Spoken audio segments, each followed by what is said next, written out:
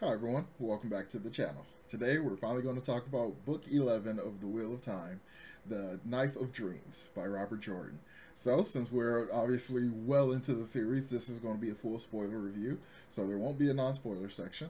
So, as always, make sure you hit that like button and subscribe to the channel if you haven't done so already, and let's begin.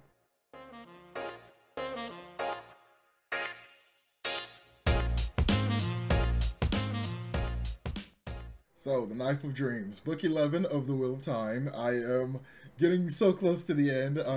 So this book is really, really good. I liked it a lot, and it's so funny to me that had I just finished this book first, or just read this one first, it would have completely changed my wish list. So, because there's so many things that happen in this book that clearly set up things that I put in my wish list as things that I hope that will happen. And I think it's just so funny that it kind of worked out like that. And we're going to talk a bit more about it when we get to that part in the story. So this one, we have pretty much most of our main characters. Actually, I think all of our party is in the book. They all get some various POV. But our biggest chunks are Rand, Matt, and Perrin, which is really cool. So I'm going to kind of break down the review in that way, but talk about a little other things that happen with some of the other minor characters. Like, for instance, Galad, I believe his name is, Elayne's brother. One of her brothers, I more or less forgot all about her brothers for like most of these books. I think like Gawain, her other brother, has like a crush on Egwene, and she like saw him in the dream world or whatever, or saw his dream and stuff, and realized he had a crush on her, so she kind of developed like a crush on him kind of thing. So like I remember that guy, but I forgot the other guy who was with the White Cloaks, and he basically ends up killing Valder. He has a different first name, and I can't remember his name, but he's Valder. He's basically Child Valder from the show, who I hate so much already. So just knowing that he got killed by Galad in this one and was like beat up and all this stuff, even though it was partially because he killed him because he thinks his mother was killed by Valder, but she wasn't. But he did like sexually assault her and all this kind of stuff. So he definitely deserved to get murdered the way he did. So I'm really happy he's dead. I'm happy he's gone. But now Galad runs the White Cloaks. So that's kind of cool. That's like one of the things that I had on my wish list. I want like a lot of these different factions of characters to be positioned in such a way and be used properly. So now that we have somebody who isn't so, burn the witches about, ruling the White Cloaks or whatever, he basically mentions that like they have to get ready to fight the shadow no matter who their ally will be. So he's totally going to be on board with being allies with Rand and all the others and everything. So we basically just got them coming into the fold. And all we really needed was a change of leadership. So that's kind of cool. So now I think the White Cloaks, we can, they're probably off to the side until they show up for Tarmangaden, which will probably be any minute now because book 12, 13, and 14, I'm a little bit into 12. Like I got through like the little bit that Brandon talks about in the beginning of it, and Brandon's little preface about it, about completing the series and everything. He basically says the last 3 books are really just the one book because Jordan's plan was to finish at 12 apparently. So the last 3 books are basically one big book, just kind of done. They split them up because reasons. They split them up basically. So I'm interested to see like how a lot of that kind of plays out, because if these were in his notes and they kind of happened this soon, I wonder what other stuff would have happened sooner that Brandon kind of paced out.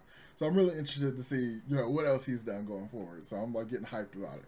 But I think it's really cool getting the re-intro to Elayne's brothers, and now like they're kind of in the forefront of my mind. So now I'm expecting Gawain to like show back up. So let's start off talking about the big 3. Let's talk about my favorite character. Let's talk about Perrin. So finally, Perrin has accomplished his multiple book arc, his multi-book goal of saving Fael, and he kind of saves her. He doesn't go in superhero mode and kind of saves her kind of thing. She's been doing her own thing, trying to get out, making alliances and things. And that one Aiel who clearly has a crush on her and stuff and keeps making these very uncomfortable insinuations about like her husband can't be mad about anything she did while she was Guy Shine and stuff, which is just like him trying to reassure her like you were a slave, so if you get raped he won't be mad at you. Like that's kind of how it was coming off to me. It was just so uncomfortable. And then it was so much worse when like Fael, like her mindset and stuff, she was kind of starting to question like thinking like a slave and stuff like that, so she was trying to stay out of that. And it just felt like she was almost trying to talk herself into that kind of thing in order to get out of the get away from the other Shido. So like she was almost kind of willing to go along with this guy and stuff and do whatever. Like in a way it kind of felt like that, or she just was like developing a little bit of a crush on him or something because he was kind of charming and nice to her and stuff. I don't know. The whole thing about it just was ooky. I didn't care for it, but it was basically handled like immediately because during the situation of Fayo trying to like run her, her games that she playing in order to try to get out and stuff and, work her allies and stuff. One of the allies she made was an Aes Sedai, one of the Red Sisters, who turned out to be a Black Sister. She was part of the Black Aja, and she betrayed her and ended up basically leaving Fayo to die when like the roof and stuff collapsed on her and stuff and the building fell. Her and Morghese basically saves them by doing a little bit of channeling because she's always had just, a little bit of the ability or whatever, but no real skill and hasn't really practiced it for that reason. So with some coaxing or whatever, she gives it a shot and is able to like flag for help or whatever. And, so they end up getting saved by that guy who was like into Fayo and stuff. And so they're basically like getting ready to take off and all this stuff. But they end up running into Perrin more or less, and they immediately kind of bump heads, like immediately goes wrong, and they end up fighting, and Perrin kills the guy whose name Roland, some I don't know. He ends up killing the Aya who had a crush on Fayo. So the thing that in my head really makes me feel like Fayo kind of had a crush on him, or was like okay with his advances and stuff, was the fact that she didn't even tell Perrin that like he was helping them. It almost comes across to me like she was a little ashamed of how close they had gotten, how like, friends or whatever the situation was. Like, so that was her reason to just not telling him basically anything. But also some of that is like she knew that if she tells him, it was going to hurt him and he was going to feel really guilty and stuff like that. So I kind of understand that as well. So that pretty much wraps up, well, not really wraps up, but kind of wraps up Perrin's main kind of arc in the book, though. Like, really, he saves Fayo, that was kind of the main goal and everything. But we also end up find out about this other prophecy about him that the Shai-Chan have, about the Wolf King and stuff. And given what he did with that lady, it made her his vassal and stuff, and she's a queen, so he's technically over her, so he would be a king, and he's Wolf brother, so he's a Wolf King, and he threw away his axe last time, so now he has a hammer, and that's a part of the prophecy, so... yeah, but it's one of the more very, very clear and obvious prophecies. It's so interesting. They're like when the Wolf King with the hammer comes, blah, blah, blah, like then the end days are like close and all this stuff. And there's just so many signs that like Tarmogaten is close because like the dead are walking, like people see ghosts and stuff everywhere. There's weird bubbles of evil that are just way more frequent. Just all kinds of little stuff like that is happening. Everybody's just like, wow. Like just everything is trippy. Nothing is normal. Like we're going down one path and then the path totally changes, and then like what was one path yesterday isn't that path today. Like all kinds of weird stuff is happening. So we're really getting into it now. It's really getting going. But the really sad thing that happens in Perrin's arc is that Aram, our Tinker friend, who was basically recruited after the Tinkers were attacked and stuff, and he was like, I'm tired of, just doing the way of the leaf and stuff. I'm tired of seeing my friends and family die. And like he picked up the sword and wanted to become a warrior and stuff. So that's been his arc for many, many books now. Like, and he was like Perrin's second and stuff. Not really his second, but like, he was always following after Perrin and always wanted to be helpful and stuff and just always wanted to do this. It's just kind of tragic that he gets totally manipulated by the prophet, the dragon's prophet, that guy, Mesrum. No, that's Mesrum Titan. Masena, that guy, the prophet. I'm so bad with these names.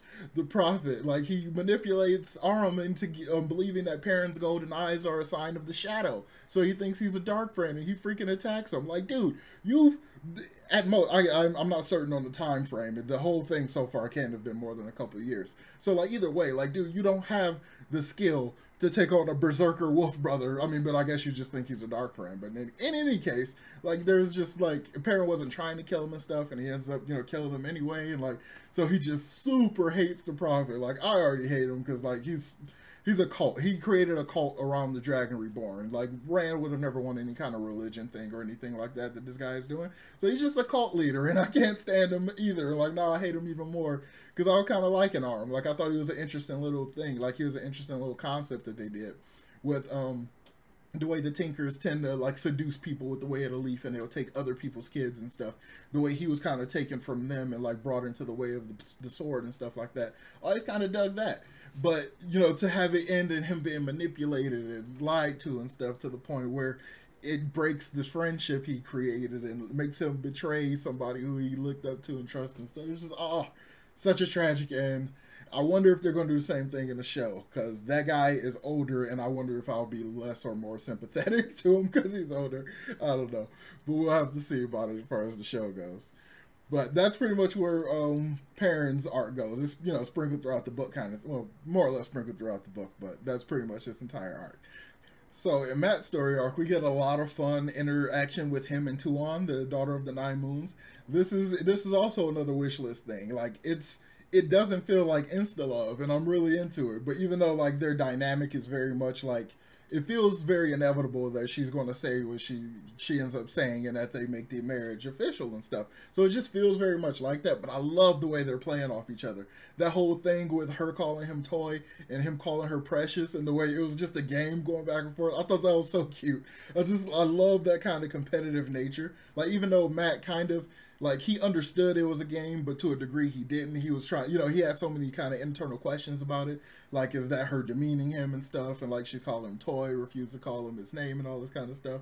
So, but when he like tried to play it back with her, and she was like, oh, okay, and still she was into it. Still she's like, all right, game on. I just really love that dynamic between them, because it super fits Matt, because he's already like, you know, a gambler and stuff and plays games and all that, and like, you know, kind of a fun person like that. So to have somebody that can definitely keep up with him on that level, but just has a whole different flavor to it, I think it's so fun.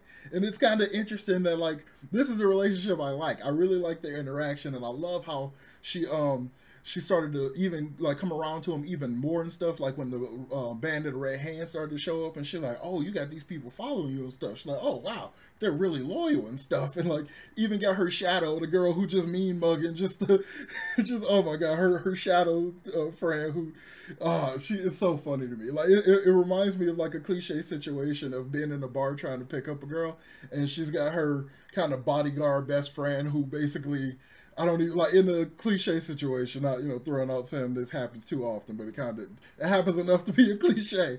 But basically, she's the one that's like not getting hit on a lot, so she's like resentful a little bit. So whenever a guy tries to talk to her friend, she's kind of like putting up barriers and stuff, and like trying to smack down his game and stuff like that. That's what I feel like she was doing to Matt the entire time. I just thought every time he tried to do something and stuff, like when Matt gets her the horse, he gets her the really cool horse and stuff, and then she'll be like, where's my horse? Like, you, like, and all that. And then Matt's like, well, I love the fact too, because I would have been completely caught. I would have been like, well, I'm courting her, and I like her. I wanted to give her the horse and stuff, and like impress her. But like Matt already knew. He was like, yeah, I knew I had to get you a horse too, but it wasn't one as good as hers and stuff. So like, yeah, here's your horse and stuff. So that entire dynamic, I just loved it a lot, and just was having so much fun with it. But it was so tragic. Like after like she's gotten really into him, they kissed and stuff, and I love that first kiss. She's like, man, and he's like, oh well, let me give you a kiss, like curl your toes type kiss and stuff. I just like all that stuff. But like, I just thought it was kind of tragic though, like the fact that they basically had to separate by the end of their arc, because there is some Shan-Chan that was coming after her trying to kill her, and there was some like, she has some still allies Shan-Chan and stuff. So basically, in order to fix what's going on with her people, she had to go back with the people that she was allies with in order to basically claim the throne and stuff, and kind of get her people together, and have like let Matt go and do his other stuff. So the best relationship basically in the book so far that I really like seeing these characters interact with each other. It's kind of bittersweet because it's at least postponed. I'm going to assume it's postponed. I'm hoping she shows up later, because clearly, now that she's married to Matt, the Shan-Chan have to become allies, right? So that's like another thing from my wish list. So like, they have to basically become, you know, allies. So, but my only issue, like, nobody has really talked about getting rid of these Idoms, like getting rid of the Sudam and the whole Damani thing. Like, nobody has really mentioned, like, well, some of like the other Aes Sedai and stuff, they're talking about that and stuff. Like, they recruited some former Iodam? No, that's the device. Suldam? Damani? Yeah, that's right.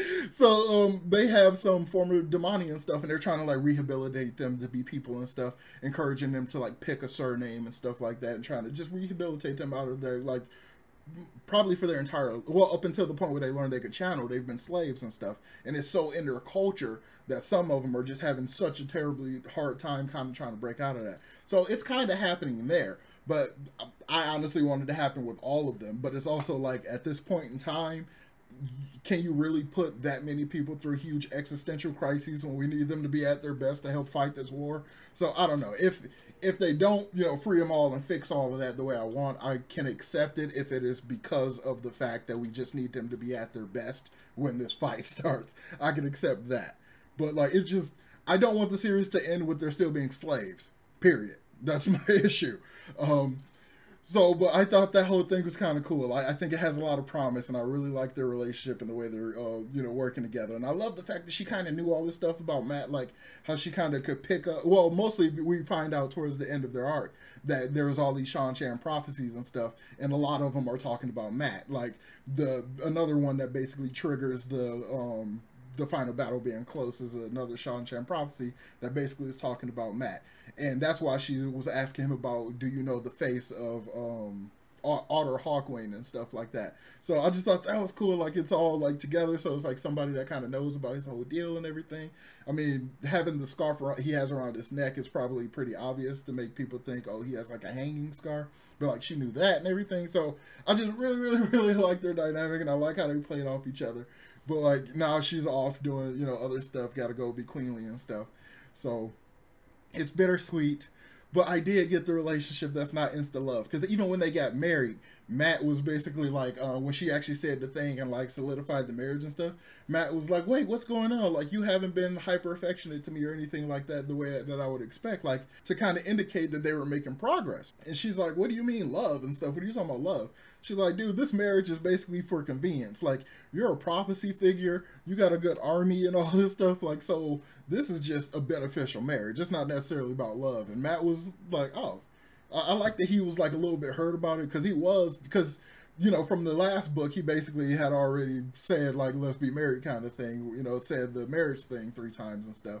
So it was just already in his head that it was going to happen. And I love how he just had mentally accepted it so much, and that didn't feel very much like a Matt thing, but like he just kind of accepted it and was just getting more and more like okay with who. So his feelings for her was definitely blossoming. He was definitely like falling in love with her and stuff. And I just really liked the fact that she wasn't all the way there, and she kind of gave something back. So I love their dynamic. I could talk about it forever, but I'm gonna let it go. I'm gonna cut it short.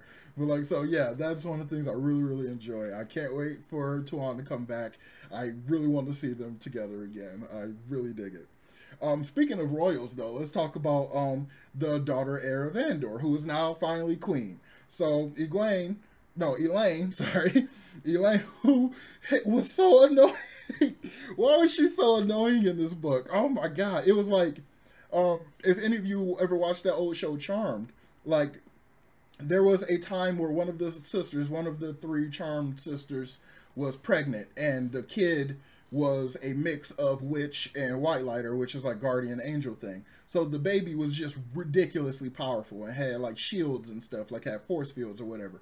So while the mom was pregnant, if anybody attacked her, the baby would put up a force field. So she was functionally completely indestructible. So it just became such kind of a trope in a way. It's like she knew she was, as long as she was pregnant, she was basically indestructible. So she was just doing all kinds of reckless stuff and stuff, fighting the unbeatable demon and all this kind of stuff, just kind of reckless stuff. That's the vibe I was getting from Elayne the entire time. She like, Min's vision said, my baby's going to be healthy, my kid's going to be healthy, I'm going to be fine, I ain't going to die or nothing like that. I'm completely in the clear and 100% safe and foolproof and indestructible, at least until my kids are born. And I'm like, dude, that is so not smart. I'm like, that is like, you are tempting fate as much as you absolutely can. Like, as far as we know, none of Min's visions have ever been wrong. But there are things that she also don't understand, which imply that if she did understand it, maybe it would turn out differently than she would. So it's kind of technically a little different or something like that. But I'm like, man, that is so incredibly reckless. Like, she's just so reckless. But I love how, like, towards like kind of the end of the arc when they're trying to do, they basically thought they were like all, you know, tough shit really is what it was. And she and a couple of other Aes Sedai was like, we know where these black sisters are held up. Let's go and get them and just go get the Black Aja, right? And so to the point, like, they're so confident and stuff, it's to the point where they're like, let's leave the waters back there. So we got Brigida and the rest of the I'm like hitting my other screen and stuff. So we got Brigida and the other warders are like hanging back or whatever, you know, monitoring things through their bonds and stuff. And as soon as they get in, like they had it, they ran it and stuff when it was just a couple women in there. And they didn't know, like they shielded them all and stuff, and they like had them ready, but they didn't know that there were other Black Aja sisters that were like right there that were, you know, showing up and stuff. And they ended up showing up and they killed the other women that was with Elayne. They didn't kill Elayne because plot armor plus baby plot armor and all that kind of stuff, but they killed the other women, and the warders outside immediately felt it, and they all just ran in there and stuff. And like it was just, it went south so fast. And it was like, I just can't help but feel like you were so freaking arrogant that you caused these women to die, and like these warders are like, their lives are just, especially after that episode, the way they put it in the TV show, I'm like, I just can't help but think about how horribly tragic that is for them, for that to have happened. And then she still was just so confident and so calm when they tried to carry her away and tried to kidnap her and stuff, and Brigida was going after her through the bond and stuff. She's like, not a hint of fear. Like, this woman just won't be afraid at all. She's so confident based on men's visions. It was tiring after a while. But I'm also like, okay, if she that confident we're going to do that, then I'm just going to be that confident. So when it got to the point where I just accepted, yes, she's functionally indestructible, I basically lost all interest in her arc. I didn't care about anything she was doing. I'm like, you're indestructible. Your kids are going to show up. Apparently, men's right. And I mean, Avienda is indestructible, even though she skedaddled. They took her back or whatever. She has to finish her wise woman training and stuff. So I'm like, well, I guess you're indestructible. So I was like, It's just, but while she was kidnapped, though, the cool thing, though, that kind of happens while she was kidnapped, they basically, Brigida's like, we gotta go get her. Like, I'm, you know, bonded to her. She's also my best friend and stuff, like, or one of my best friends and stuff. Like, it's, you know, big deal. She's like, we gotta go get her. Like, I don't care what's going on about trying to secure the throne and all that stuff, needing a standing army and all that kind of stuff. She's like, we gonna go and get her. So they get a bunch of people to open up a giant gateway, and she takes thousands of soldiers and stuff, teleports outside the city and stuff to go get her. And then they end up getting her and stuff, but then when they do that, they're attacked. And then, like, people are basically trying to seize the throne from her kind of thing. But then what they don't realize is that by Brigida having taken that force to go get her back, they now have a good chunk of their people outside, and they get a chunk of people inside. So when the other people show up and cause ruckus, they basically pincer move them. They do a pincer maneuver and wipe them out. And then the rest of the people remaining, they had 9 of the 10 houses. Then they get the 10th one that just reluctantly kind of agrees, and now officially Elayne is queen. So I thought that was cool. I was like, yeah, cool. All right, now that's finally done. It's been built up forever and ever. And I thought when she officially, you know, was just going back to Andor, I thought, okay, she's queen because she's daughter heir. Like, and they went through all this extra stuff. But I'm like, finally, okay, it's done. Like, so now we're good with that. So now Mama Queen is going to give birth to a couple, probably, I mean, I don't know. Is channeling genetic in that way? I guess it wouldn't matter. We probably don't know until they're like teenage, puberty kind of time frame. That seems to be when channeling kicks in anyway. So anyway, all right, let's talk about a couple other small things that happened in the book that aren't, you know, a big part of the main, you know, big chunky arcs. So I want to kind of talk about Egwene. So last book, Egwene got kidnapped when she was trying to turn the harbor chain into Quindiar, so that they, you know, to help the siege and all this stuff. So after she got kidnapped, they basically put her in novice white and tried to reduce her down from being the Amerlin seat all the way down to, you know, just being a novice and stuff. But I'm like, y'all realize that's not smart, right? This woman has been doing all this kind of amazing stuff for the longest time. You think she's just going to behave meekly and pretend to be a novice and not know things? Like, anytime anybody's trying to give her lessons and stuff, she's like, and just like shows them up, and like, cause a lot of the novices classes are taught by accepted, so they're just like the next level up or whatever. And she is like, apart from only having done this for like so long and being really powerful, just being off on her own and stuff, and with the other people and being with the sea folk and just all the stuff she's learned, she's just ridiculously advanced. So they're just trying to teach her little stuff like make a fireball. She's like, okay, made a fireball, split it and spun it and did this and that and all this stuff, and just showed them up. And they're like, stop, you're too cool, stop it. Like all this stuff. I thought that was just too funny. But like eventually it gets to the point where they're like, well, you can't have classes with the rest of the regular people. You're going to have special supervised classes with other Four Aes Sedai and stuff. And she's like, okay, cool. Because this whole time she's basically, she's like letting them do whatever they want, like trying to make them kind of think they're winning while she's subtly manipulating everybody. She's basically turning everybody against the, you know, the fake Amerlin and stuff, and like got crucial people and stuff. And it's so weird to me, like they're so arrogant, the Aes Sedai in the White Tower at that point, especially like the Black Eyes and stuff like that. They were so arrogant to think that if they just reduce her title and treat her like a novice and all this stuff, it was just going to work. Like everybody, like, and they got rid of like the whole Blue Aja and stuff. Like they just kind of thought it was just like, okay, this is just going to work, and you know, she's going to be a novice, and they're going to like, she's going to be embarrassed and stuff, and they're going to learn the error of the ways, and like, I don't know why they thought it was going to work. Like it just so does not work. Like it's so funny to me. But I had a lot of fun, like seeing her basically show up everyone and basically talk smack. But at the same time, I do like the realism that Jordan put into it. The fact that she constantly, because anytime she does anything step out of line kind of thing, or be a little arrogant, or like, you know, poke with him or whatever, to, you know, kind of poke with him, she gets a spanking, she gets whipped, or she gets, you know, some kind of beating. She gets a spanking kind of situation. And I love the fact that she's not like trying to be so overly strong that she doesn't show any reaction to it. She will cry and scream and kick her feet and all this stuff, but she is accepting the pain and internalizing the pain and like drinking it in and stuff, so she can tolerate it, and she can tolerate more and all this stuff. And like it's kind of cool. It kind of builds up this incredibly thick layer of skin on her, and it just makes her stronger, and like, just, I don't know, it makes her a much better Amerlin, in my opinion. It's like, you know, she's going to be like one of the greatest in history when all this is settled and stuff. So it's just really, really cool to see all that play out. So I really dug that. I like this book a lot. There's so much in this book. There's a lot happens. Some of it kind of reads a little slog-like because just how much time some of the setup and stuff is, and talking about people's plans and everything. But everything that happens in this book is just so good. It has me so hyped for the end, like it's insane.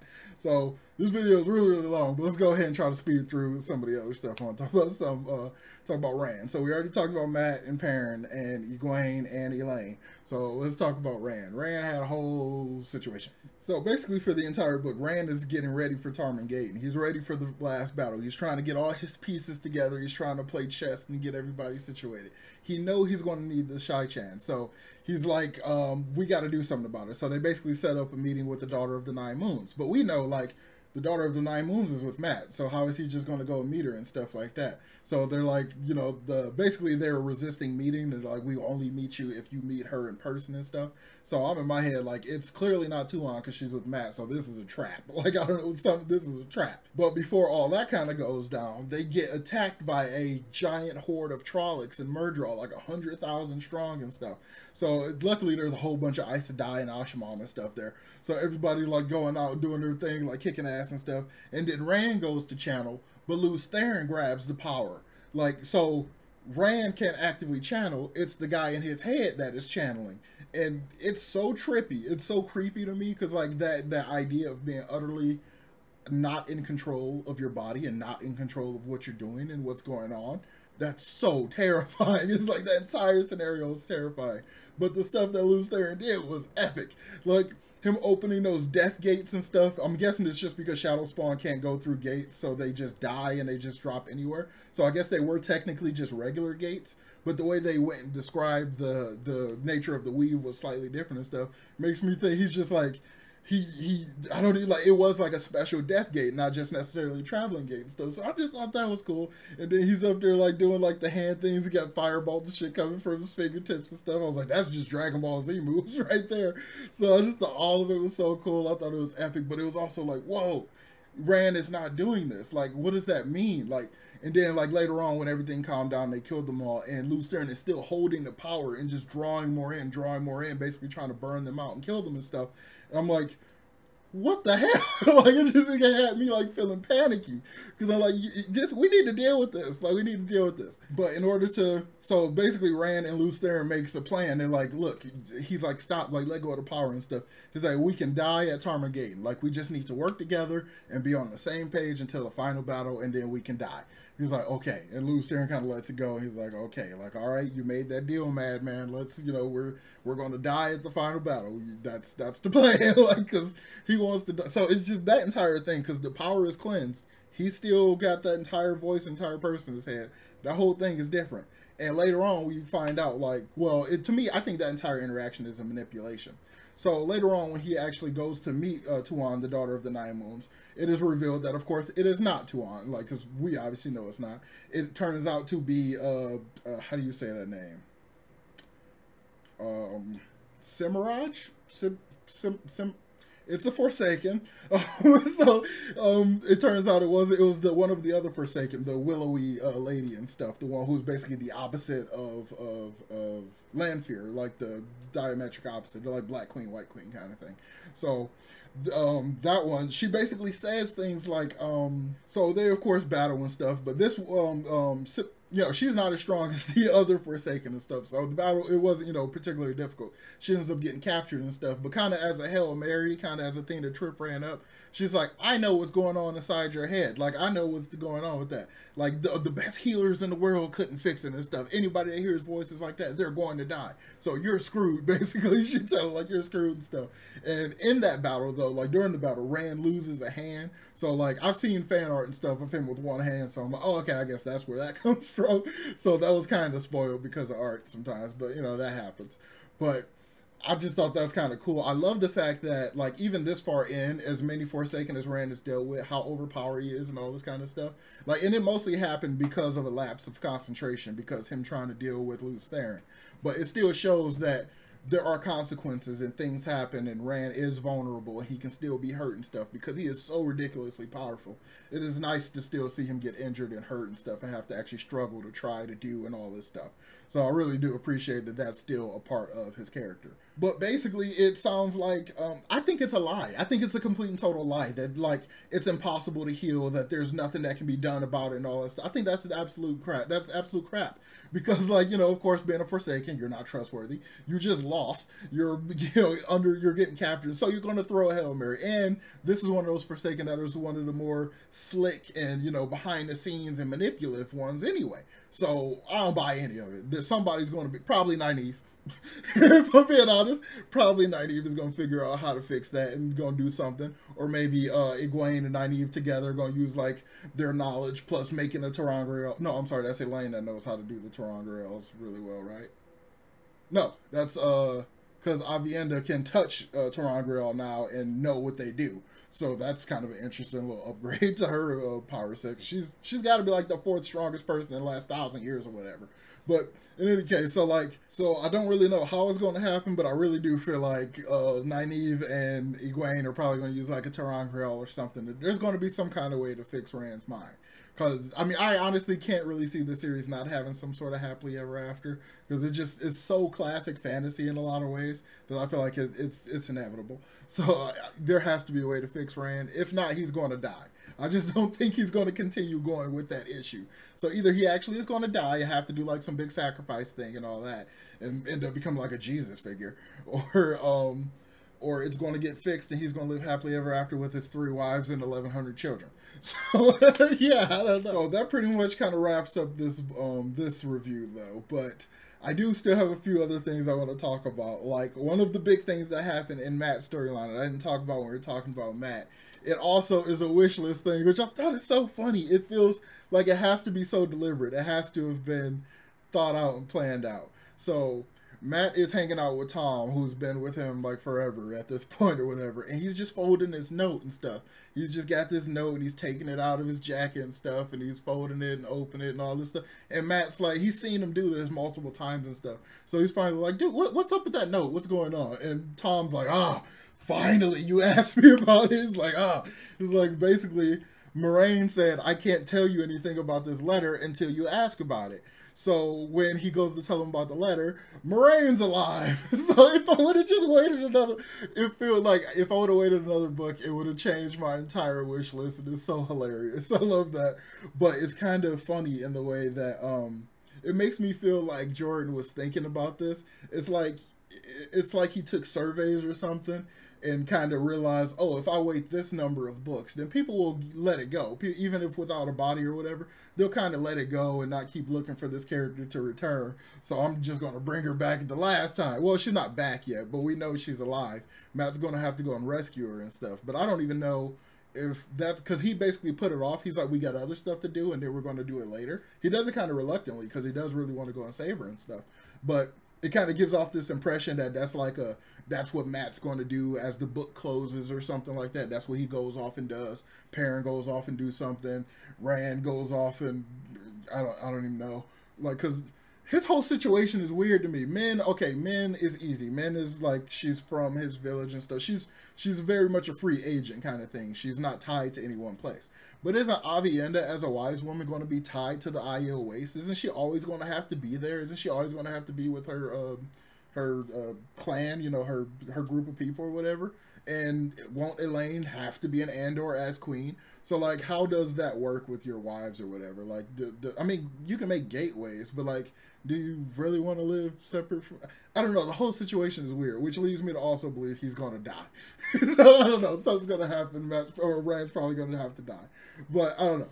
So, I just really, really like the fact that Moiraine's alive. She's alive, but I have no idea when we're going to go get her, how that's going to play out or anything like that. So, I just thought it was cool. So, that leads me to believe that one Forsaken who still refers to Rand as Lews Therin, that has to be Lanfear in another body. The way that that male Forsaken came back as a lady, like that. I think that something like that had to have happened. Part of me kind of likes the fact that stuff like that just happens and we kind of got to pick it up, you know, kind of figure it out with context and all that stuff, and it's not just explicitly explained.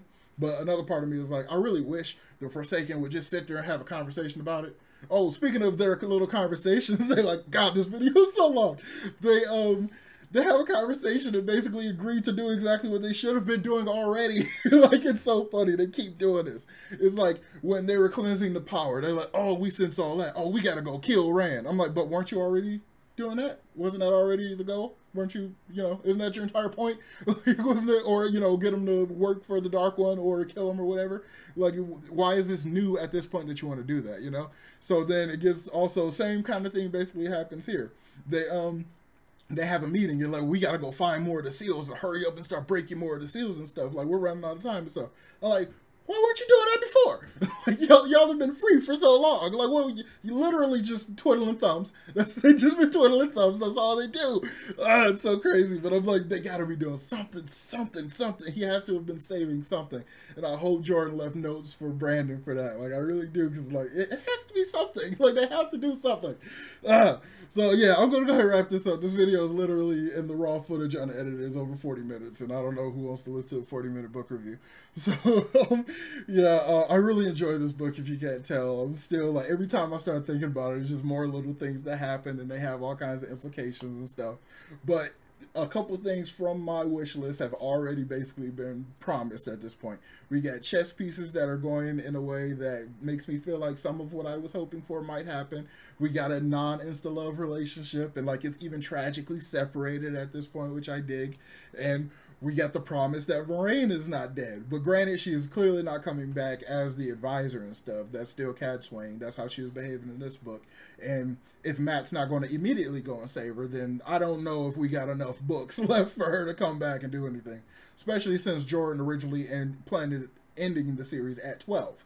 So this would have been her coming back right before the series is done. Like, oh, holy crap. But yeah, all right, I'm going to go ahead and wrap it up. So let me know in the comments, what did you all think of Knife of Dreams? Was this your favorite one of the series? This is definitely my favorite one of the series so far. Especially after the slog. This one is it feels so much better. It's just like, wow. It's a huge breath of fresh air, and I just really love it. And it kind of makes me appreciate I don't know, it just makes me appreciate it more, I guess. After dealing with the slog, it just makes me appreciate when Jordan, like, pacing is faster and stuff is happening and just all this stuff. It just makes me really appreciate it. And I really, really can't wait to get into the Brandon part of it, because I really want to see, like, how much of, like, those notes and stuff, like, carried over, how much, you know, because I know Brandon definitely tried to be very faithful to what Jordan did and, you know, all that stuff, because he's a big fan. But at the same time, Brandon is the type of person that won't compromise his own artistic integrity. So, like, he's not going to try to mimic what Jordan did or anything like that. So I just can't wait to see the influences. I can't wait to start book 12. So yeah, let me know in the comments down below, what did you all like best about this book? Share all your thoughts and all that fun stuff in the comments. Make sure you hit that like button and subscribe to the channel if you haven't done so already. And I will talk to y'all next time. Peace.